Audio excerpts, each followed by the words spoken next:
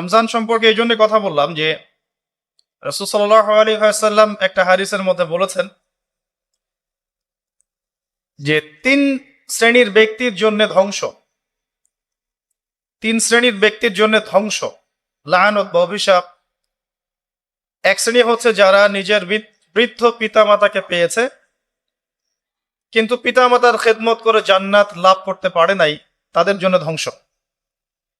আর এদের সংখ্যা দিন দিন বাড়ছে, এই জেনারেশনের সংখ্যা দিন দিন বাড়ছে যারা পিতামাতার খেদমত করতে চায় না। দ্বিতীয়ত হচ্ছে সেই শ্রেণীর মানুষ যারা রমজান মাসকে পেয়েছে, রমজান মাসকে পেয়েও তারা নিজেদের গুনাহ মাফ করাতে পারলো না, তাদের জন্য ধ্বংস। তৃতীয় শ্রেণী হচ্ছে তারা যাদের সামনে রাসূলুল্লাহ সাল্লাল্লাহু আলাইহি ওয়াসাল্লামের নাম উচ্চারিত হয়েছে কিন্তু রাসূলের নাম শুনে তারা দরুদ পাঠ করেন নাই। এই তিন শ্রেণীর ব্যক্তির জন্য রাসূলুল্লাহ সাল্লাল্লাহু আলাইহি ওয়াসাল্লাম ধ্বংসের দোয়া করেছেন। আমরা আল্লাহর কাছে দোয়া করি, আল্লাহ পাক আমাদেরকে এই তিন শ্রেণীর অন্তর্ভুক্ত না করুন, আমিন।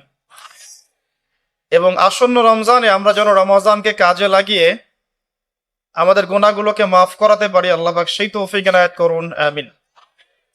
আমাদের যারা পিতামাতা বেঁচে আছে যাদের, তারা যেন পিতামাতাকে বোঝা মনে না করি, বরং জান্নাতে যাওয়ার মাধ্যম মনে করে তাদের সেবা যত্ন করার মানসিকতা তৈরি করি, আল্লাহ পাক তৌফিক এনায়েত করুন, আমিন। এবং রাসূলুল্লাহ সাল্লাল্লাহু আলাইহি ওয়াসাল্লামের নাম শুনলেই কমপক্ষে সাল্লাল্লাহু আলাইহি ওয়াসাল্লাম এই কথাটা বলার অভ্যাস গড়ে তুলি, আল্লাহ কবুল করুন, আমিন। রমজানকে কাজে লাগানোর জন্য আগে থেকেই প্রস্তুতির প্রয়োজন আছে। যে ব্যক্তি নামাজ পড়ে না 5 ওয়াক্ত, রমজানের প্রথম দিনেই সে 5 ওয়াক্ত নামাজি হয়ে যাবে, এটা কিন্তু ডিফিকাল্ট। এই জন্য এখন থেকেই নামাজের চর্চা করতে হবে। রমজানে কয়েকটা কাজ খুব বেশি বেশি গুরুত্ব দিয়ে করবেন। 1 নাম্বার, জামাতের সাথে 5 ওয়াক্ত সালাত পারা যাবে ইনশাআল্লাহ। 2 নাম্বার, নিজের মালের যাকাত দিয়ে দিবেন। এটা কি ব্যবসায়িক সমিতির উদ্যোগে প্রোগ্রাম? নিজেদের মালের যাকাত হিসেব করে মুফতি সাহেবদের কাছে যাবেন, কওমি উলামায়ে কেরামের কাছে যেতে পারেন, গিয়ে যাকাতের আপনার নিসাব হিসাব করে নেবেন যে আপনার কতটুকু যাকাত এসেছে। এবং এটা দেওয়ার সবচেয়ে উত্তম সময় হচ্ছে রমাদান মাস। যাকাত গুলো দিয়ে দিবেন, আল্লাহ পাক তৌফিক দান করুন। সাদাকাতুল ফিতর দিবেন রমজান মাসে। তারাবির সালাত অবশ্যই অ্যাটেন্ড করবেন, তারাবির সালাত মিস করবেন না। পরিবারের ব্যক্তিদেরকে একসাথে নিয়ে ইফতার করবেন, আলাদা আলাদা করে করবেন না। বেশি থেকে বেশি মানুষকে ইফতার করাবেন, সামাজিকভাবে, রাষ্ট্রীয়ভাবে, সংগঠনের উদ্যোগে বা ব্যক্তিগত পর্যায়ে বেশি থেকে বেশি মানুষকে ইফতার করাবেন। এবং কোরআনুল কারীমকে বেশি সময় দিবেন। প্রতিদিন অন্তত পক্ষে 1 পারা করে তেলাওয়াত করবেন। যারা হাফেজ কোরআন তারা পুরো কোরআন হিফজ আবার চর্চা করবেন। যারা আরো বড় লেভেলে আছেন কোরআন গবেষণা করবেন। 5 ওয়াক্ত নামাজের পরে একটা করে হাদিস পড়ার চেষ্টা করবেন মসজিদের মধ্যে। আসর থেকে মাগরিব এই সময়টুকুর মধ্যে, আসরের নামাজের পরে মসজিদ ভিত্তিক ভাবে দার্সের ব্যবস্থা করবেন, তালিমের ব্যবস্থা করবেন। 30 দিন 30টা আলাদা আলাদা টপিকে কথা হবে, জনগণ জানতে পারবে। পারা যাবে? ব্যবসায় এই মাসে খুব বেশি লাভের চেষ্টা করবেন না, পরকালীন লাভের চেষ্টা করবেন। সিন্ডিকেট করে দ্রব্যমূল্যের দাম বাড়িয়ে দিবেন না, চেষ্টা করবেন মানুষকে আরো সহজ করে দেওয়ার জন্য। যারা খাবারের ব্যবসা করেন রমজান মাসে বেশি বেশি মানুষকে খাবার খাওয়াবেন, আল্লাহ বরকত দিবে ইনশাআল্লাহ। কাপড়ের ব্যবসা করেন, বেশি থেকে বেশি মানুষকে কাপড় দান করবেন রমজান মাসে। রমজানে মুসলিমদের নিত্য প্রয়োজনীয় যে দ্রব্যগুলো আছে এগুলো যারা বিক্রি করেন তাদের প্রতি অনুরোধ থাকবে যে কৃত্রিম সংকট সৃষ্টি করে দাম বাড়াবেন না, বরং মানুষের জন্য সহজ করে দিবেন, আল্লাহ আপনার রিজিকে বরকত দেবে ইনশাআল্লাহ। বিশ্বের প্রায় প্রতিটা মুসলিম কান্ট্রিতেই রমজান মাসে দ্রব্যমূল্যের দাম নিয়ন্ত্রণে থাকে, কমে যায়, ইল্লাল বাংলাদেশ ছাড়া। কিন্তু আমরাই 90% মুসলিমের দেশ। এই মাস লাভের মাস, পরকালীন লাভের মাস, দুনিয়ার লাভের মাস নয়। বরং রমজান আসার আগেই পুরো মাসের বাজার এবং ঈদের শপিং করে ফেলে দিবেন। রমজান মাসে বেশি বেশি মার্কেটে যাবেন না এবং স্ত্রী সন্তানদেরকেও বেশি বেশি মার্কেটে যেতে দিবেন না, বরং এই মাসে পর্দা আরো বজায় রাখার চেষ্টা করবেন। রাস্তার মোড়ে মোড়ে যে হোটেলগুলো থাকে, ঘোমটা হোটেল, এই হোটেলের মালিকদের প্রতি নসিহত থাকবে যে আল্লাহকে ভয় করেন, হোটেলের বাইরে লিখে দিবেন মুসলিমদের জন্য খাওয়া আমার হোটেলে জায়েজ নাই। এটা করবেন, ঘোমটা না দিয়ে ওখানে লিখে দিবেন যে আপনি মুসলিম হয়ে থাকলে আল্লাহকে ভয় করুন, আমার হোটেলে মুসলমানদের জন্য আলাদা করে খাওয়ার কোনো জায়গা নাই রোজা রাখা অবস্থায়। সেলুনে আছেন যারা, সেলুনে লিখে দিবেন রমজান মাসে আমি দাড়ি কাটি না, কমপক্ষে লিখে দিবেন যে আমার দোকানে দাড়ি শেভ করা হয় না।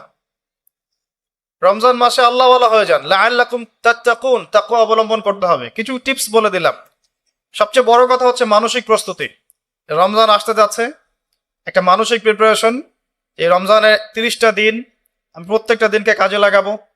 প্রতিটা দিন আমি কোরআনের কিছু অংশ পড়বো, হাদিস কিছু পড়বো, দুটা কথা মানুষকে দাওয়াত দিব, ইফতার করাবো মানুষকে, সাধ্যমতো দান সাদাকা করব, তারাবির সালাতে হাজির হব, কোরআন খতম দিব। এই কাজগুলো করতে কি সরকার বাধা দিবে? প্রশাসন বাধা দিবে? এগুলো আমাদের হাতে আছে। আল্লাহ পাক আমাদের সবাইকে তৌফিক এনায়েত করুন, আমিন। আর এই রমজান মাসে বেশি বেশি খাওয়া এবং দুনিয়াবি কাজে অপচয় করবেন না। সারাদিন রোজা রেখে যদি ইফতার করতে 20টা আইটেম নিয়ে বসি আমাদের পুরান ঢাকার মানুষের মতো, তাহলে অবস্থা খারাপ। রমজানের আধ্যাত্মিকত্ব নষ্ট হয়ে যাবে। কথা কি বুঝতে পারছেন? রোজা রেখেছে আলহামদুলিল্লাহ, ইফতার করার জন্য কি 20টা আইটেমের দরকার আছে? 10টা আইটেমের দরকার আছে? এই যত বেশি ইফতারে খাবে মানুষ, তত বেশি সে অসুস্থ হয়ে যাবে এবং তারাবি অন্যান্য ইবাদতগুলো ঠিক মতো করতে পারবে না। আমাদের ক্ষেত্রে দেখা যায় যে সেহেরি আর ইফতারে আয়োজন দেখলে মনে হয় এটা আমার জীবনের শেষ খাওয়া হবে না। কথা বুঝতে পারছেন? এই স্বভাবগুলোকে চেঞ্জ করতে হবে। আল্লাহ পাক তৌফিক ইনায়েত করুন, আমিন। এবার আসেন, মেরাজে যাওয়ার আগে আমরা রাসূলুল্লাহ সাল্লাল্লাহু আলাইহি ওয়াসাল্লামের জীবনীর সামন থেকে আসতে চাই। আর আমি যে কথাটা বলতে চেয়েছিলাম সেটা হচ্ছে রমজান আসার আগেই নবী সাল্লাল্লাহু আলাইহি ওয়াসাল্লামের জীবনী একবার পড়ে শেষ করবেন, ওয়াদা করেন। হাত উঁচু করেন, হাত নামান। সবচাইতে সেরা বই আমার কাছে জীবনীর উপরে, নবী সাল্লাল্লাহু আলাইহি ওয়াসাল্লামের জীবনীর উপরে অনেক বই আছে, তবে আমার কাছে মনে হয় সবচেয়ে বেস্ট বইটা হচ্ছে আর রাহিকুল মাখতুম। নাম মনে থাকবে? রাহিকুল মাখতুম, আল্লামা সফিউর রহমান মোবারকপুরী রাহিমাহুল্লাহ, যিনি এই সাবকন্টিনেন্টের মানুষ ছিলেন, তিনি বইটা লিখেছেন এবং বইটা 1182টা বইয়ের মধ্যে প্রথম স্থান অধিকার করেছে। 1182টা বা 83টা বইয়ের মধ্যে এই বইটা প্রথম স্থান অধিকার করেছে এই সৌদি আরবের কম্পিটিশনে। তো এই বইটার যে প্রাণবন্ত সিরাতের বই আমি আসলে পড়িনি, আর অনেক সিরাতের বই আছে এবং আমি অনুরোধ করব সিরাতের বেশি বেশি বই কিনবেন। একটা সিরাতের বইয়ে সব তথ্য হয়তো থাকবে না, এখানে ভেরিয়েশন আনতে হবে আপনাকে। বিভিন্ন সিরাতের বই কিনবেন, কিন্তু আর রাহিকুল মাখতুম বইটা মাস্ট বি পড়ার চেষ্টা করেন। রমজান মাস আসার আগেই বইটা শেষ করবেন, ওয়াদা করেন ইনশাআল্লাহ। আল্লাহ পাক তৌফিক দান করুন। এবং রমজান মাস আসার আগেই কোরআন তেলাওয়াত শিখে নেবেন, ওয়াদা করেন। আগামীকাল থেকেই প্রয়োজনে স্থানীয় মসজিদের যিনি ইমাম আছেন বা মুয়াজ্জিন সাহেব আছেন বা মাদ্রাসা শিক্ষকরা আছেন, তাদের কাছে যাবেন। 1 থেকে 2 মাসের বেশি সময় লাগার কথা না আপনার তাজবিদ শিখতে। সবার তো শিখলেই বিশুদ্ধ হয়ে যাবে না। পড়তে পড়তে পড়তে পড়তে একটা পর্যায়ে আপনার মুখের মধ্যে জড়তা আল্লাহ কাটিয়ে দিবে, তখন আপনি ইনশাল্লাহ ফ্লুয়েন্টলি পড়তে পারবেন। কিন্তু শিখতে, নিয়ম কানুনগুলো শিখতে 1 থেকে 2 মাসের বেশি লাগার কথা না। আর আমি জানি আপনারা জীবনে অনেক কিছুই পড়েছেন। আপনারা জীবনে এসএসসি, এইচএসসি, অনার্স মাস্টার সব করেছেন, বিবি এমবিএ করেছেন, ডক্টরেট ডিগ্রি অর্জন করেছেন, মেডিকেল সায়েন্স পড়েছেন, কঠিন কঠিন সাবজেক্ট পড়েছেন। বাংলা সাহিত্য পড়েছেন, উপন্যাস পড়েছেন, শরৎচন্দ্র, বঙ্কিমচন্দ্র, হুমায়ুন আহমেদ সব পড়ে শেষ করে ফেলেছেন। রবীন্দ্র নজরুল তো শেষ আগেই।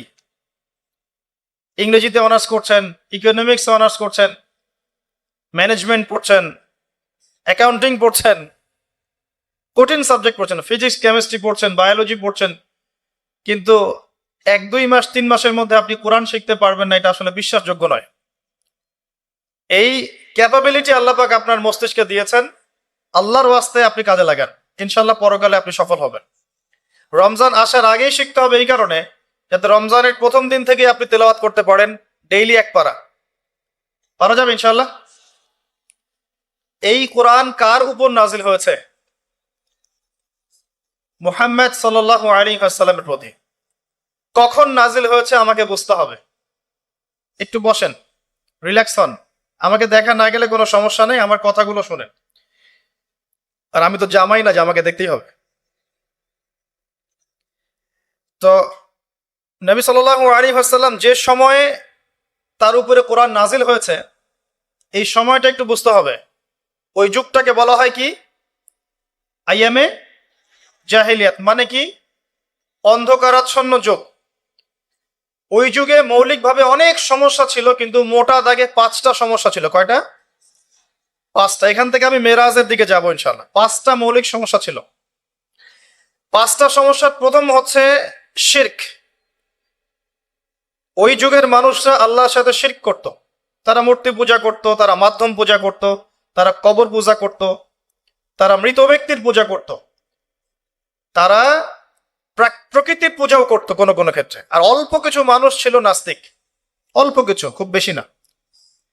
এই যে শিরকের এই সমস্যাটা এখনকার বিশ্বের মধ্যে নাই। আচ্ছা, দ্বিতীয় সমস্যা ছিল রিবা বা সুদ। তাদের ম্যাক্সিমাম মানুষ সুদ ভিত্তিক অর্থনীতির সাথে জড়িত ছিল। এই সমস্যাটা কি এখনকার বিশ্বে নাই? তো দ্বিতীয় সমস্যা ছিল রিবা, যেটা এখনকার বিশ্বের অন্যতম মৌলিক সমস্যা। আপনি যদি বিশ্বের অর্থনীতির দিকে তাকান, আপনি দেখবেন বিশ্বের পুরো অর্থনৈতিক সিস্টেমটা সুদ ভিত্তিক। কেউ এর বাইরে নয়, কেউই বাইরে নয়। আমরা এমন একটা যুগে বাস করছি যেখানে কেউ যদি সুদ থেকে বাইরে থাকতে চায়, যে আমি মোটেই খাবো না, একবারেই খাবো না, টোটালি খাবো না, তারপরেও তার গায়ের মধ্যে সুদের ছিটা ফোটা লাগবে। কথা বুঝতে পারছেন? এটা সেই যুগ। কিভাবে লাগবে সেটা সম্পর্কে জানার জন্য রিবা কেন্দ্রিক যে বইগুলো আছে, আল্লামা তাকি উসমানীর বই আছে, ইনশাল্লাহ আগামীতে এটার উপর বিস্তারিত আলোচনা আসবে। এগুলো পড়েন এবং শোনেন, ইনশাল্লাহ কাজে দিবে। শুধু এতটুকু বলবো, যে খায় যে দেয়, যে সাক্ষী থাকে এবং যে লিখে রাখে, উভয়কেই, এই 4 শ্রেণীর মানুষকেই নবী সাল্লাল্লাহু আলাইহি ওয়াসাল্লাম সমান অপরাধী বলেছেন। পুরো সিস্টেমটার মধ্যে এগুলো পড়ে যাবে। এমনকি যদি দেখেন আমি খাচ্ছি না, একটা ফ্ল্যাট বাসায় ভাড়া আছে, এই বাসা যে করেছে সে সুদের লোন নিয়ে করেছে, আমার ভাড়ার টাকা থেকে সে লোন শোধ করে, পরোক্ষভাবে আমিও সুদের সাথে জড়িত আছি। এটা সেই যুগ যেখানে আপনি বেঁচে থাকতে চাইলে পারবেন হয়তোবা, যদি আপনার তাকওয়া অনেক উঁচু লেভেলের হয়, কিন্তু ধুলি কণা আপনার গায়ে লাগবেই, আপনি বাঁচতে পারবেন না। তৃতীয় সমস্যা ছিল মাদক। আইয়ামে জাহিলিয়াতের তৃতীয় সমস্যা ছিল মাদক। এখনকার বিশ্বের দিকে আপনি তাকান, আপনি দেখবেন ম্যাক্সিমাম যুব সমাজ এই সমস্যায় নিপতিত আছে না? সেম সমস্যা। চতুর্থ সমস্যা ছিল নারীর অবমাননা। এটা সম্পর্কে বলার আমার কোনো প্রয়োজন নাই, যথেষ্ট বলেছি এই পর্যন্ত আমি। নারীকে যেভাবে আজকে আমরা পণ্যের ন্যায় ব্যবহার করছি, এটা আইয়ামে জাহিলিয়াতের সেই বন্যতাকেও হার মানিয়েছে। 5 নম্বর সমস্যা ছিল গোত্রীয় দ্বন্দ্ব, গোত্রীয় রক্তক্ষয়ী সংঘাত। এই 5টা ছিল মৌলিক সমস্যা। এখন আপনি আপনার সমাজ এবং বিশ্বের দিকে তাকিয়ে দেখেন এই 5টা সমস্যা আছে কি নাই? আছে। এরকম একটা যুগে জন্ম নিয়েছেন প্রিয় নবী মুহাম্মদ রাসূলুল্লাহ সাল্লাল্লাহু আলাইহি ওয়াসাল্লাম। এরকম সমাজে থেকেও তিনি কখনো পাপের ধার কাছেও যান নাই। বলেন সুবহানাল্লাহ। এরকম একটা সমাজে থেকেও যখন তিনি নবী হননি, তখনও পাপের ধার কাছেও তিনি যান নাই। তিনি কখনো শিরক করেননি, কখনো মূর্তি পূজা করেননি, কখনো রিবা খাননি, আর বাকি বিষয়গুলো ধার কাছেও যাননি। বরং তিনি হিলফুল ফুজর তৈরি করেছিলেন যাতে করে সমাজের এই অসঙ্গতিগুলো দূর করা যায়। এটা তো আপনারা জানেন। এরপর তিনি নবী হলেন 40 বছর বয়সে। প্রথম কোন আয়াত নাজিল হয়েছিল?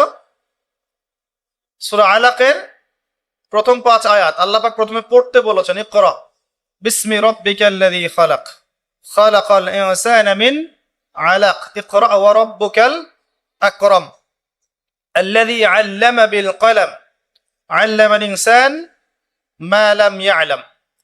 এখানে প্রথম কথাটা হচ্ছে পড়ুন। আল্লাহ পাক প্রথমে বললেন না সুদ খেও না, শিরক করো না, মাদক সেবন করো না, জেনার ধার কাছেও যেও না। আল্লাহ পাক এগুলো কিছুই বললেন না। এমনকি আল্লাহ এটাও বললেন না সুবহানাহু ওয়া তাআলা যে নামাজ আদায় করো, যাকাত দাও, রমজান মাসে সাওম রাখো। আল্লাহ পাক কি বললেন? পড়ুন। আপনার জীবনের প্রথম ফরজ হচ্ছে পড়াশোনা করা। আমাদের জীবনের প্রথম ফরজ হচ্ছে পড়াশোনা করা। যে যত বেশি কনস্ট্রাকটিভ সিলেবাসে পড়াশোনা করবে তার অন্তর্দৃষ্টি তত বেশি সুদূর প্রসারী হবে ইনশাআল্লাহ তাআলা, এবং তার আমল আরো সুন্দর হবে, তার ব্যবহার সুন্দর হবে, চরিত্র সুন্দর হবে, তার মনুষ্যত্ব ভালো হবে। তার দ্বারা সমাজ, দেশ, রাষ্ট্র, উম্মাহ ভালো কিছু পাবে ইনশাআল্লাহ। অশিক্ষিত মূর্খ জনগণকে দিয়ে রাষ্ট্রের কোনো কাজ নাই, আছে? তবে শিক্ষাটা হতে হবে এমন জ্ঞান, ইকরা বিসমি রাব্বিকাল্লাযী খালাক, পড়ুন আপনার সেই রবের নামে যিনি আপনাকে সৃষ্টি করেছেন। যে জ্ঞান আপনাকে আপনার স্রষ্টা, ওদের ভাষা ব্যবহার করে বলছি, আপনার ইলাহ আল্লাহর দিকে নিয়ে যাবে, সেটাই প্রকৃত জ্ঞান। যে জ্ঞানটা আপনাকে আল্লাহ থেকে দূরে সরাচ্ছে দিন দিন, এটা জ্ঞান নয়, এটা জাহেলিয়াত। আমি কি বুঝাতে পারছি? এবার আপনি চিন্তা করে দেখেন যে আপনার জ্ঞানটা আপনাকে কি আল্লাহর দিকে নিয়ে যাচ্ছে নাকি আল্লাহ থেকে দূরে সরাচ্ছে। এরপরে আপনি চিন্তা করবেন আপনি প্রকৃত জ্ঞানী কিনা। কেউ যদি অক্সফোর্ড, কেমব্রিজ, হার্ভার্ড থেকে পাশ করে আসে, এসে বলে যে পর্দা এটা সেকেলে প্রথা, ওই যুগে চলতো এই যুগে চলে না, এই ব্যক্তিকে আমরা জ্ঞানী বলতে পারি না। কেউ যদি বাইরে থেকে বড় ডিগ্রি এসে বলে যে ইসলাম আসলে এই যুগে চলে না ওই যুগে চলতো, সুদের মধ্যেই আছে অগ্রগতি আর প্রগতি,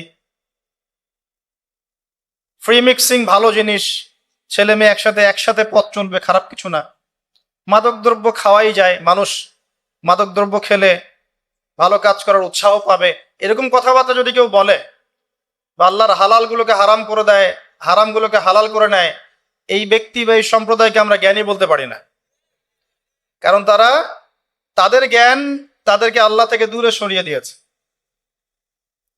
ইকরা বিসমি রাব্বিকাল্লাযী খালাক, পড়ুন আপনার সেই রবের নামে যিনি আপনাকে সৃষ্টি করেছে। খালাকাল ইনসানা মিন আলাক, যিনি মানুষকে সৃষ্টি করেছেন জমাট বাঁধা রক্তপিণ্ড থেকে। ইকরা ওয়া রাব্বুকাল আকরাম, পড়ুন আপনার রব মহামান্বিত। আল্লাযী আল্লামা বিল কলম, যিনি আপনাকে কলম দ্বারা জ্ঞান শিক্ষা দিয়েছে। মানুষ জ্ঞান অর্জন করতে পারেনি, প্রথমে আল্লাহ মানুষকে জ্ঞান শিখিয়েছে। এটাকে বিশ্বাস করেন? ওয়াল্লামা আদামাল আসমাআ কুল্লাহা, আমি আদমকে সমস্ত নাম শিক্ষা দিয়েছি। কে শিক্ষা দিয়েছেন? আদম আলাইহিস সালামের কি জ্ঞান ছিল? আমাদের জ্ঞান ছিল? আল্লাহ শিখিয়েছেন। আল্লামাল ইনসান মা লাম ইয়ালাম, মানুষকে সেই জ্ঞান শিক্ষা দিয়েছেন যা মানুষ জানতো না। এই আয়াত নিয়ে নবী সাল্লাল্লাহু আলাইহি ওয়াসাল্লামের নবুয়তের জিন্দেগি শুরু হলো। কত বছর জিন্দেগি ছিল নবুয়তের জিন্দেগি? বলতে পারবেন? 23 বছর। 23 বছর। আমরা কিন্তু লেকচারের শেষে একটা কুইজ কন্টেস্ট করব ইনশাআল্লাহ। 5টা থেকে 10টা প্রশ্ন করব ইনশাআল্লাহ। 10 জনকে আমরা পুরস্কৃত করব ইনশাআল্লাহ তাআলা। মনোযোগের সাথে লেকচার শুনবেন। এরপর নবী সাল্লাল্লাহু আলাইহি ওয়াসাল্লামের নবুয়তের জিন্দেগি শুরু হলো। 23 বছর। কত বছর? তার মধ্যে প্রথম 13 বছর হচ্ছে মক্কায়, আর পরের 10 বছর কোথায়? মদিনায়। খুব সংক্ষিপ্ত আকারে বলছি, প্রথম 3 বছর নবী সাল্লাল্লাহু আলাইহি ওয়াসাল্লাম গোপনে দাওয়াত দিয়েছেন। কিভাবে? একদম গোপনে গোপনে। প্রথমে বাড়ির লোকজনকে, তারপর নিকট আত্মীয় যারা তাদেরকে, তারপর যাদের সাথে সম্পর্ক ভালো ক্লোজ তাদেরকে, এরপরে আস্তে আস্তে আমভাবে। এটাই দাওয়াতি কাজের সুন্নাহ। এরপর চতুর্থ থেকে দশম এই সময়টুকুতে তিনি প্রকাশ্যে দাওয়াত শুরু করেছিলেন, তার সম্প্রদায়কে দাওয়াত দিলেন। যারা তার কথা বিশ্বাস করলো না, বেশিরভাগ মানুষই কুফরি করলো, বরং তারা ইসলাম যারা কবুল করেছে এদের উপরে নির্যাতন শুরু করলো। নির্যাতনের মাত্রা দিন দিন বাড়তে থাকলো। যখন হামজাহ এবং ওমর রাদিয়াল্লাহু আনহুমা তাদের মতো কিছু সাহাবী ইসলাম কবুল করলেন, ইসলাম তখন শক্তিশালী হওয়া শুরু করলো। তারপরেও নির্যাতনের মাত্রা বাড়তে থাকলো। এক পর্যায়ে সাহাবীরা হিজরত করলেন আবিসিনিয়ায়। কোথায়? আবিসিনিয়ায়। প্রথম হিজরত মদিনায় হয়নি, প্রথম হিজরত আবিসিনিয়ায়। এটা হচ্ছে ইথিওপিয়ার পাশে, এখনকার মানচিত্রে ইরিত্রিয়া নামে একটা জায়গা আছে, দেখেছেন কখনো? বিশ্বের ম্যাপ দেখেছেন কখনো? বিসিএস কোচিং যারা করছেন তাদের তো জানার কথা। ইরিত্রিয়া ছিল সেই জায়গা যেখানে হিজরত করেছিলেন সাহাবীরা। সেখানে একজন বাদশাহ ছিলেন, তার নাম বাদশাহ নাজাশী। তিনি একজন খ্রিস্টান ছিলেন, কিন্তু ভালো খ্রিস্টান ছিলেন, সৎ। তিনি মুসলিমদেরকে আশ্রয় দিয়েছিলেন এবং তার রাজ্যে মুসলিমরা নিরাপদে ছিল, বসবাস করেছে দীর্ঘদিন। পরবর্তীতে এই বাদশাহ নাজাশী ইসলাম কবুল করে মুসলিম হন। মারা গেলে নবী সাল্লাল্লাহু আলাইহি ওয়াসাল্লাম তার গায়েবানা জানাজার নামাজও পড়েছেন। এরপরে কুরাইশদের অত্যাচার পর্যায়ে নবী সাল্লাল্লাহু আলাইহি ওয়াসাল্লাম তায়েফে হিজরত করেন, চেষ্টা করেন তায়েফবাসীকে বোঝানোর জন্য। তায়েফের লোকজন সাড়া দেয়নি, উল্টা নবী সাল্লাল্লাহু আলাইহি ওয়াসাল্লামকে রক্তাক্ত করেছিল। তিনি ফিরে আসেন মক্কায়। আবারও মক্কায় ফিরে আসার পরে অল্প দিনের ব্যবধানে, বেশি দিন না, মাত্র অল্প দিন, 3 দিন 7 দিন, কেউ বলেছে 3 মাস, এইটুকু ব্যবধানে প্রথমে চাচা আবু তালেব, তারপরে স্ত্রী খাদিজা রাদিয়াল্লাহু আনহা, তারা ইন্তেকাল করেন। এবং নবী সাল্লাল্লাহু আলাইহি ওয়াসাল্লামের এই শেষ আশ্রয়স্থল আবু তালেব, সেটাও শেষ হয়ে যায়। তার স্ত্রী খাদিজা রাদিয়াল্লাহু আনহা আল্লাহর কাছে চলে যান। এই সময়টাতে নবী সাল্লাল্লাহু আলাইহি ওয়াসাল্লাম প্রচন্ড মানসিক কষ্টে ছিলেন। আল্লাহ পাক এইরকম একটা সময়ে মেরাজের ঘটনা ঘটিয়েছে, বলে সুবহানাল্লাহ। আল্লাহ রাব্বুল আলামিন তাকে পুরো মানসিক সমস্ত কষ্ট থেকে ফারেক করে আল্লাহ পাকের সমস্ত কুদরত দেখিয়েছেন মহাবিশ্বে নিয়ে গিয়ে। যদিও বা তার আগের 3 বছর সাহাবীদেরকে বয়কট করা হয়েছিল। 3 বছর গাছের ছাল পাতা খেয়ে সাহাবীরা থেকেছেন শিয়ারে আবু তালেব নামক জায়গায়। এরপর বয়কট তুলে নেওয়া হয়। তারপর এই আমুল হুজন আসে। এর পরের বছর ইয়াসরিব বা মদিনা থেকে 6 জন যুবক এসে ইসলাম কবুল করে, বলে সুবহানাল্লাহ। তাদের নেতা ছিলেন আসাদ বিন জুরারাহ রাদিয়াল্লাহু আনহু। তিনি ফিরে যান মদিনায়। পরের বছর আবার 6 জনকে নিয়ে আসেন, টোটাল 12 জন। এই 12 জন মুসলিম হয়ে আবার মদিনায় ফিরে যান। এই 12 জনের সাথে আল্লাহর নবী সাল্লাল্লাহু আলাইহি ওয়াসাল্লাম একজন সাহাবীকে পাঠিয়ে দেন দায়ী হিসেবে। তার নাম মুসআব বিন উমাইর রাদিয়াল্লাহু আনহু। মুসআব বিন উমাইর রাদিয়াল্লাহু আনহু। প্রশ্ন কিন্তু আসবে, ভালো করে মনে রাখতে থাকেন। এরপরে মুসআব বিন উমাইর রাদিয়াল্লাহু আনহু এই 12 জন সাহাবীর সাথে যান মদিনায়। মদিনার আগের নাম ছিল ইয়াসরিব। কি নাম? ইয়াসরিব। এর পরের বছর মোট 75 জন, 73 জন পুরুষ আর 2 জন নারী, আউস এবং খাজরাজ গোত্রের, তারা আসেন। এসে নবী সাল্লাল্লাহু আলাইহি ওয়াসাল্লামের হাতে হাত রেখে বায়াত করেন। মহিলারা হাতে হাত রাখে নাই, পুরুষেরা হাতে হাত রেখেছিল। আমাদের নবীজি মহিলাদের হাতে কখনো হাত রেখে বায়াত করার নাই। এখন অনেক ভণ্ড পীর দেখা যায় মহিলাদের হাতে হাত রেখে বায়াত করাচ্ছে। মহিলারা হাত ধরে বায়াত করাতে হয়? মহিলারা মৌখিক বায়াত করবে। তো 75 জন সাহাবী এসে ইসলাম কবুল করে আবার চলে যান মদিনায়। এই যে 75 জন ইসলাম কবুল করলেন, মদিনার বিশাল একটা জনগোষ্ঠী, কিন্তু 75 জন কম নয়, কারণ ওইখানে জনসংখ্যা এত বেশি ছিল না। তারপরের বছর নবী সাল্লাল্লাহু আলাইহি ওয়াসাল্লাম নিজে এবং সাহাবীরা সবাইকে হিজরত করেন মদিনায়। কথা বুঝতে পারছেন? এই যে নতুন একটা রাষ্ট্রের জন্ম হলো, মক্কা থেকে সবাই এখন মদিনায়, মক্কায় ঘরবাড়ি ছেড়ে দিয়ে নিঃস্ব হাতে, খালি হাতে, আল্লাহর উপর তাওয়াক্কুল করে। ওখানে আনসারী সাহাবীরা তাদেরকে বরণ করে নিলেন। এমন ভাবে বরণ করলেন যে কারো যদি 2টা জমি থাকে, একটা জমি দিয়ে দিয়েছে। কারো দুইটা বাড়ি থাকলে একটা বাড়ি দিয়ে দিয়েছে, এমন ভাবে বরণ করে নেন। নতুন রাষ্ট্র হলো, নবী সাল্লাল্লাহু আলাইহি ওয়াসাল্লাম সেখানে মদিনা সনদ করলেন, ওখানকার ইহুদিদের সাথে চুক্তি হলো, ওখানকার জনগণের সাথে চুক্তি হলো, এবং আমরা শান্তিপূর্ণ একটা রাষ্ট্র পেলাম। এরপর নবী সাল্লাল্লাহু আলাইহি ওয়াসাল্লাম সেখানে অর্থনীতি সমৃদ্ধ করতে লাগলেন, সামরিক বাহিনী সমৃদ্ধ করতে লাগলেন, অস্ত্রশস্ত্র সবকিছু হতে লাগলো, একটা রাষ্ট্রের যা যা প্রয়োজন সবকিছু সেখানে হতে লাগলো। এক পর্যায়ে আবু সুফিয়ানের বাণিজ্যিক কাফেলাকে আক্রমণকে কেন্দ্র করে বদরের যুদ্ধ হয়ে গেল। আর এই বদরের যুদ্ধে আমরা অল্প সংখ্যক সৈন্য নিয়ে বড় বাহিনীর বিরুদ্ধে জয়লাভ করলাম, ইসলামের ইতিহাসে প্রথম সশস্ত্র যুদ্ধ। কথা বুঝতে পারছেন? এর পরের বছর হলো উহুদ, যে যুদ্ধে আমরা প্রায় জিতে গিয়েছিলাম, আমাদের একটা ভুলের কারণে সাময়িক বিপর্যয়ের সম্মুখীন হলাম। আমরা উহুদের সাময়িক বিপর্যয়ের সম্মুখীন হলাম, 70 জন সাহাবী শহীদ হয়ে গেল। আমাদের নবীজি স্বয়ং নিজেও সেই যুদ্ধে মার খেয়েছে একটা ভুলের কারণে। সেখান থেকে নামবে না, সাহাবীরা কয়েকজন নেমে এসেছিলেন, ব্যাস পুরো দেখবেন, সব বলে দেব না।